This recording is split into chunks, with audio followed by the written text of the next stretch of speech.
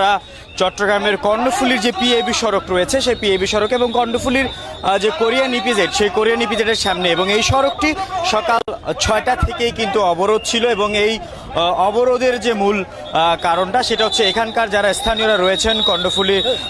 বাসিন্দা যারা রয়েছেন, আনোয়ারার বাসিন্দা যারা রয়েছেন, তারা কিন্তু মূলত এই জায়গাটিতে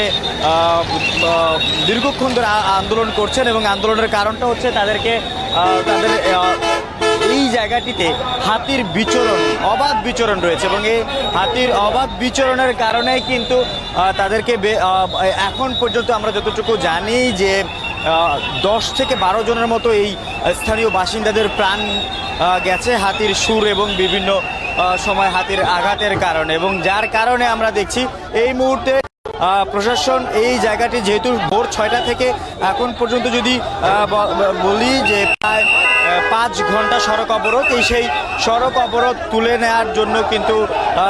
জন্য আমরা সেনাবাহিনীর সদস্যদেরকে দেখছি,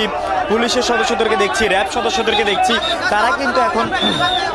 এই যে আন্দোলন, সেই আন্দোলনটি ছত্রভঙ্গ করার চেষ্টা করছেন, বিক্ষোভটি ছত্রভঙ্গ করে দেওয়ার চেষ্টা করছেন। এবং এখানে আমরা দেখছি যে সেনাবাহিনীর যে